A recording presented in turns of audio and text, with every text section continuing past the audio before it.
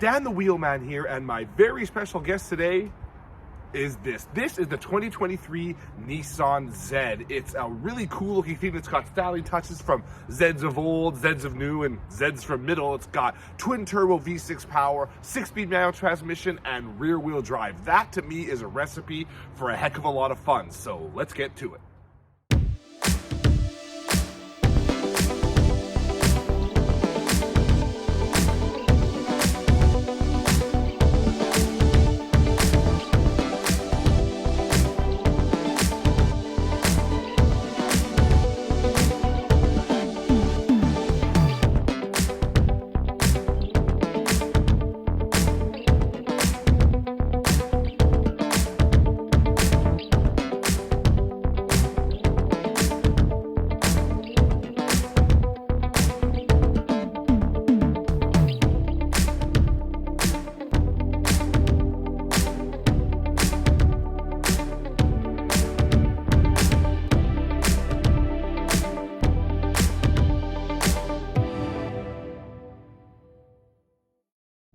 Right off the bat, there's a lot I like about the new Nissan Z. Not the 400Z, not the Z, the Z.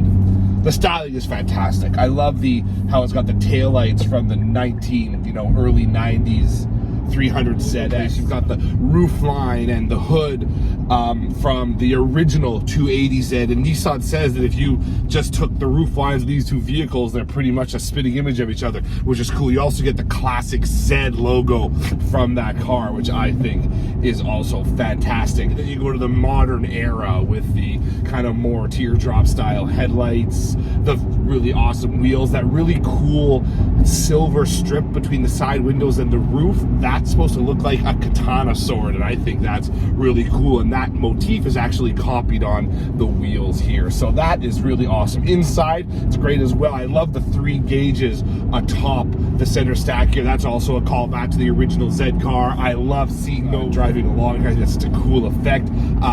That's classic. Also classic is this climate control system, which is not digital. It's all selected via these dials here. So let's take a closer look at those climate controls. They're located at the base of the stack here, kind of in behind the shift lever, so they're a bit awkward to get to, but that's not my biggest issue. My biggest issue is that while they do look kind of cool in an old school way, they are tough to read. It's okay when you're up close like this, but you're gonna be looking like this when you're driving. This is what it looks like from, the driver's point of view, and that is quite kind of tough to read. And when there's no digital kind of input there, or digital readout, I should say, it's tough to read what you're setting it to, so kind of annoying. For some more old schoolness, take a look at these seat heater switches. Look like from a Nissan about 10 or 15 years ago, but at the same time, I do have USB-C and A ports, plus wired Apple CarPlay and Android Auto, which I'm a fan of. Then you've got stuff like the gauge cluster, which is fully digitized and can be customized a little bit, so it doesn't always look like the item found in the Nissan Rogue, which it pretty much is, but no big deal. So you get that modern stuff as well. I think it's great. I don't love all of it.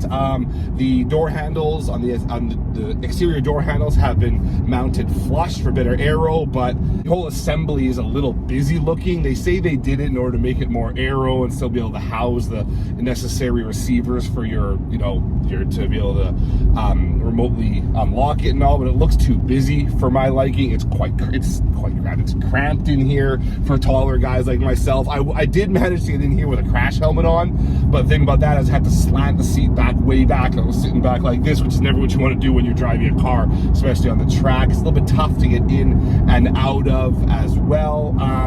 They have a parcel shelf on the back here for storage, and that's fine, but I think I would have rather seen more room to move the seat further back there instead of having to waste it on a storage bin. Maybe just on one side of the car, for example, although that would make it tough for markets where right-hand drive is required. But anyway, so I don't love all of it. The seat is comfortable enough. The view out is pretty good once you're in. It's going to be a little bit rough over your shoulders, but then that's the case for any sports car like this. But overall, I think it's an awesome looking thing.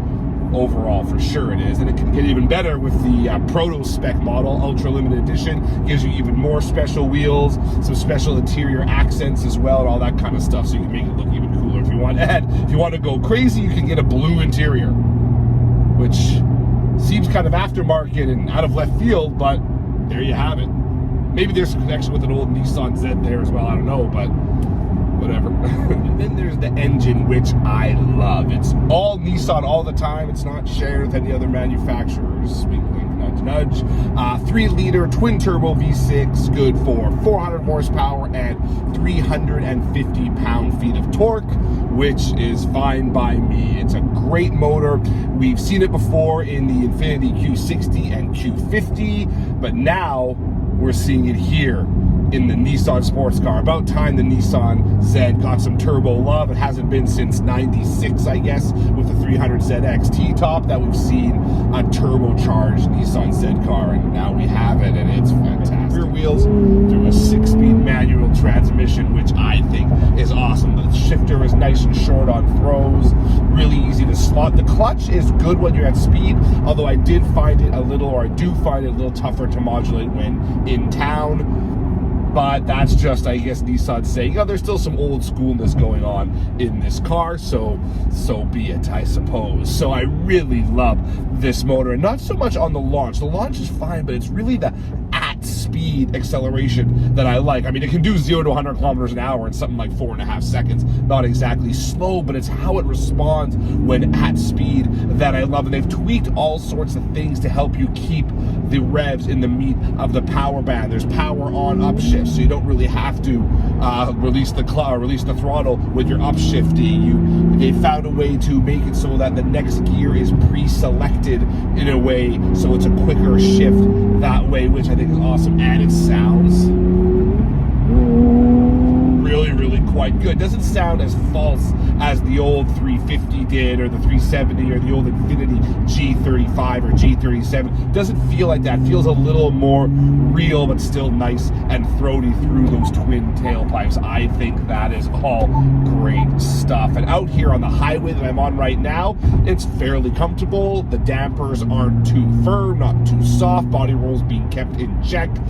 Dive and squat on braking and acceleration is kept nicely in check. I love all of that about this car. I love watching the boost meter gauge spinning around here as I drive. And I've also got a turbo speed indicator, because the turbocharger in this vehicle has a variable speed turbine to give you as smooth acceleration as possible. All these things that combine to give you that real good oomph and a nice welcome dearth of turbo lag. There's very little, if any, here at all. There's a little bit when you first dip into it, but it's not too bad. This is as immediate as a turbocharged powertrain as I've felt in quite some time. This side of really heavy-duty stuff like Porsche turbos, or even the turbocharged Porsche 911, BMW M2, they're all really good turbocharged cars we've seen over the last little while. This one is right up there with all of those when it comes to its engine response. I have very little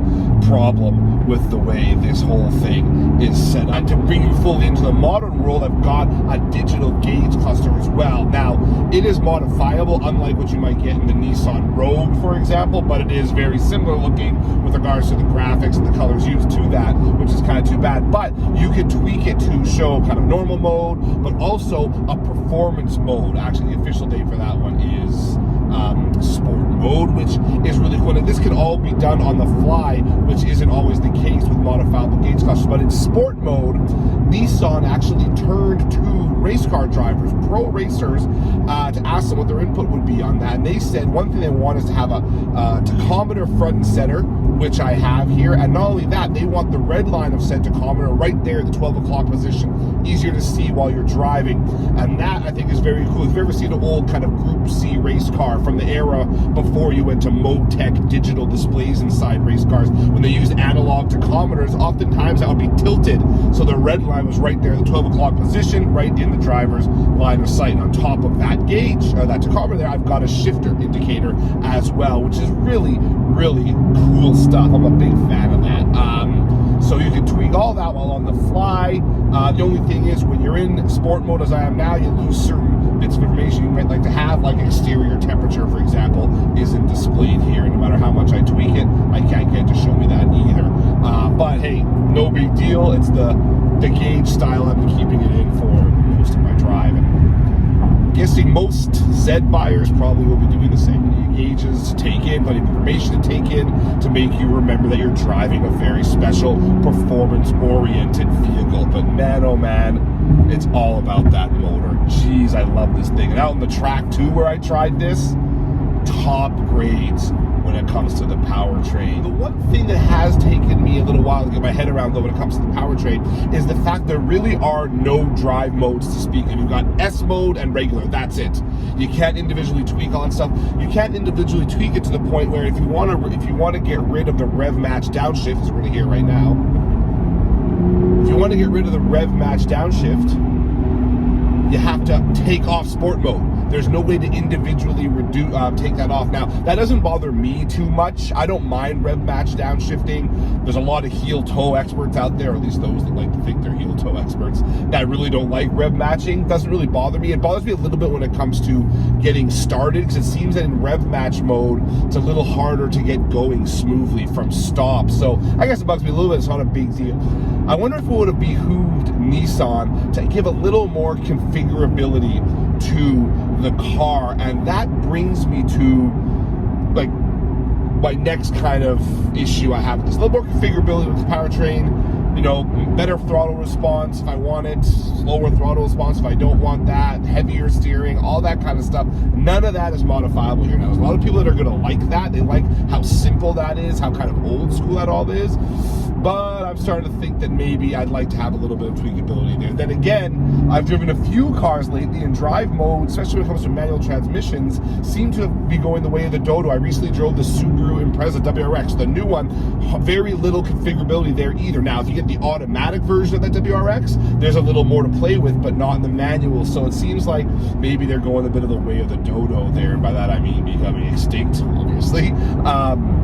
When it comes to drive modes. But it does bring me, when it comes back to the Nissan Z here, to my next issue I have. And that issue is all about the chassis. A lot of the chassis, Nissan is saying this is an all-new Z, but a lot of this is shared with the 370Z. The last time we saw that vehicle, I believe, was 2020 or 2019, 20, somewhere around there. I'll put the exact date on the screen here when I get it. So that car even then wasn't all that beloved. It was a bit of a downgrade from the 350s that a lot of people were saying, including myself. I haven't driven all three of these. And it's just, the chassis feels a little hefty, a little old school. This is heavier than the 370Z was. And it's just, the old school's okay, but it's something about it is nervous. It just doesn't feel as planted on the road as I thought it would. It doesn't feel like the dampers are firm enough. It feels like there's a little bit too much body roll when you really start to push it through these corners. And these corners aren't even that harsh, these ones I'm on right now. These are some long sweepers, and there are times where I just get a little bit nervous. I'm not really sure what's happening beneath my front wheels. The footprint's about the same as the 370Z, but I'm just a little bit nervous, and the steering isn't all that communicative, so you don't really always know exactly how much lock you need to dial in to get through the corner you want to. That's especially evident on long sweepers. And that's why I wish they had a little bit more adjustability when it came to the drive modes. Maybe a damper adjustment, maybe you'll firm those up a little bit if you want to. Maybe that would help. Maybe they need some better anti-roll bars. Maybe they need something along those lines. It just feels too nervous as I start to push it. When I was on the racetrack, it's a tough one because it was a wet track, and it was a wet track after it had been dry for many weeks, which, as we know, that brings all the oils and all that gunk up to the surface, makes it slippery. So a little bit slippery in that way, but even then, it just didn't feel like you had as much communication through here as you'd like. It feels just a little heavier, a little more lethargic than, well, a lot of the competition. I've driven a lot of that competition. Ford Mustang, Chevrolet Camaros, at a push, you could say something like a BMW 3 Series, a 4 Series Coupe, for example. Those are a little more in tune than this one here is. Now, obviously, they're going to bring a Nismo version. It's going to happen, and maybe that will bring some welcome chassis adjustments, different dampers, different anti-roll bars, all that kind of stuff, different steering calibration, all that.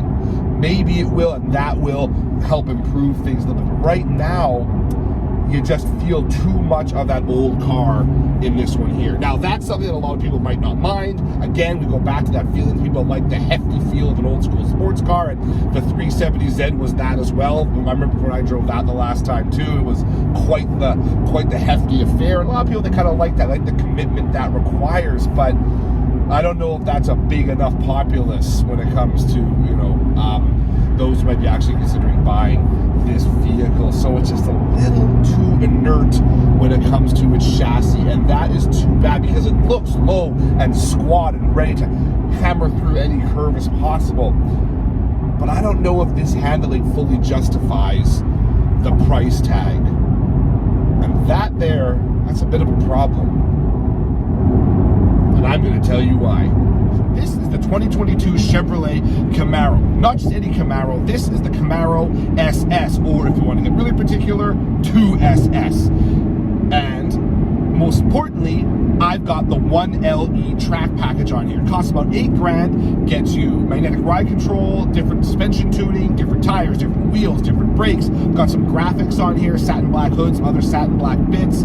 I've got a 3.73 rear axle ratio and 455 horsepower V8 that also makes 455 pound-feet of torque, fed to the rear wheels via a 6-speed manual transmission. You can have the auto, but why would you want to? Come on. And it's got rev matching, which can be turned on or off just by flipping either one of these paddles, which would normally be the shift paddles. Of course, you don't have to change drive modes to get your rev match off like you do in the Z, and that's a good thing because I've got 4 drive modes here. I've got Tour, which is like normal, I've got Sport, I've got Track, and I've got Snow and Ice. I don't know about snow and ice in a vehicle like this, but hey, we're in Canada, so there you have it. Got this very cool kind of red trim on the Alcantara suede gear lever. I actually prefer the infotainment system here than that of the Z.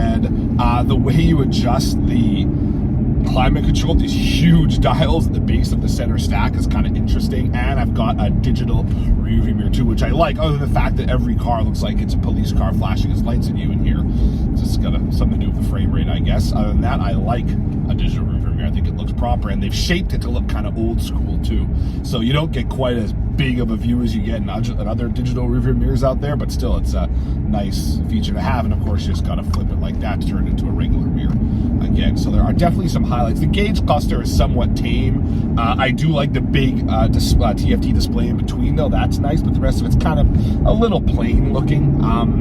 I think they should have gone more retro with that in this Camaro. I know the whole Camaro's gotten kind of modernized with all that kind of boxy styling, but they could have gone, this looks like it could have been lifted from a Malibu, to be honest, or a Tahoe, honestly. I wish, the old Camaro had those deeply seated gauges, just like a Mustang had at one point, but the Mustang's gone to a digital gauge cluster as well now too. So, but they could have done a little more, I think, with that here, just to really drive the point home that you're in something special. Basically, they don't offer a Z28 Camaro anymore. This is the closest thing you can get to that now in 2022. It's the most track-focused Camaro you can get in 2022. You can make an argument for the ZL1, but that's a bit of a different animal.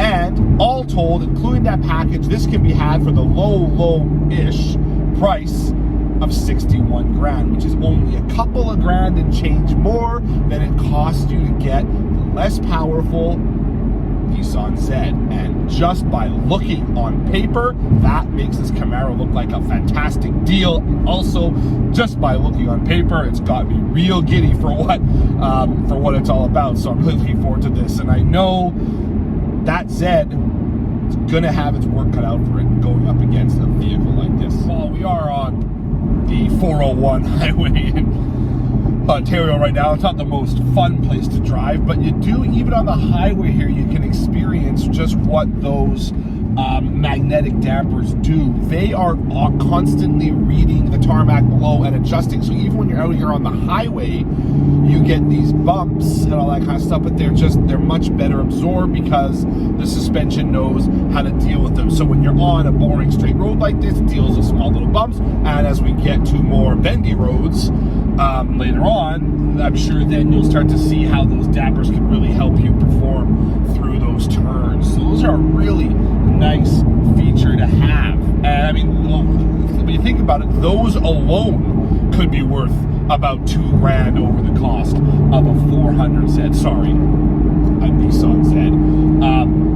And maybe when the Nismo version does drop, they recently announced the race version, they'll do the road version eventually as well. Maybe we'll start seeing something like that then. Lord knows Nissan's got the technology. But right now, you've got, in what is kind of a more old school car, you know, big naturally aspirated V8 up front, rear wheel drive, all that, you've actually got a more newfangled suspension system, which you can feel the benefits of even out here on the straight and narrow. So there's one feather in the Camaro's cap, even as we just start out here. And then, of course, the other big feather, the big, bright, flashy one, is just that power. I mean, we talked about how good the in-gear acceleration was on the Nissan Z, and it is good, but here, forget about it. Like, you're going from 60 to 104th gear in like a blink of an eye in this Camaro, and it's just so fun when you do it. Oh, doesn't that just feel right? I don't, man. You can't maybe tell through the screen, but I'm telling you it does. And that's just so great. That's what a good V8 engine does. It just gives you that no-nonsense response, which I like. And the Z's turbo motor, that twin turbo V6 is fantastic. I really like it. But it really, you know, no replacement for displacement, as they say. And that's probably case in point here with these two. Holy cow. Let's do it one more time, shall we? Sure. One more? Yeah. That's what I'm talking about. That's driving right there. And that's just the straight line stuff.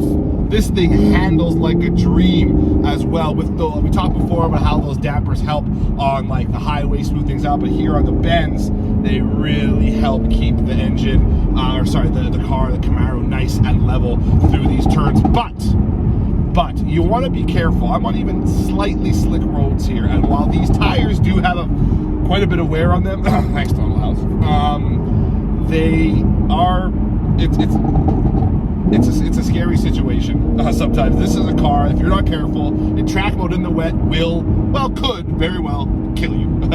So that might be a bit extreme, but you really want to be careful because, whoa, even dabbing the throttle in even slightly wet condition, quite a few, we'll say, you know, hairy situations, but otherwise, the steering feel is incredible for such a big car. You really feel the road through the tires and so on. We talked before about how well the body is balanced through these turns. And it really just makes you feel like you're in a car that they've really put a lot of thought into making it handle like a sports car should. Like a car that's meant for the track should handle. It's really quite something. I gotta say, I don't think I fully expected it from this Camaro SS. I didn't fully expect that amount of response from the chassis as I'm getting in this car. This is a car, it's no joke, you could track this thing quite comfortably, assuming you have a very good tire budget. These are two very good cars, obviously. These two, the Camaro 400Z, the Nissan Z, are both awesome. Rear wheel drive, manual transmission, all that great stuff. But man, that Camaro, the power it gives, the handling, the styling, God, what a package it provides. Yeah, the view out's kind of hard and all that kind of stuff. What do you expect from like a muscle car, a sports car? View out's not exactly top of most buyers' punch lists, you know? It's so good. Yeah, I know, and it's a little older than this vehicle is, although as we said before, this does use many parts from the 370Z. So I can see where the price is coming in, but man, it's such a great deal too. And the fact you can have either one of these cars for basically the same money, it's tough for me to choose this Nissan over the Camaro. I mean, the Camaro is just, there's so much there. And I'm not even a Camaro fanatic. I'm a Mustang guy, first and foremost. But that one is really, really good. With a few tweaks We talked about what they should be. There can be a lot. This, I think, has a lot more to give. And when we see that the Nismo version, maybe we'll see it then. They're going racing. They're going to oftentimes when you go racing, you want to release a road car to kind of commemorate all that. So we're going to see the Nismo version of this, and then we might have something to talk about. But for now, just seems a little on the unfinished side. Lots of fun, fantastic powertrain, but that chassis lets you down. That's just the way it is. So let's give this some time to tweak this baby a little bit more, and we'll revisit it then. So until then, thanks for tuning into this video. If you haven't already subscribed to the channel, please do. If not, no hard feelings, of course. You can follow me on Twitter at Dan the Wheelman and on Instagram at Dan the Wheelman as well. So thanks again for tuning into this video, and until next time, sayonara, folks.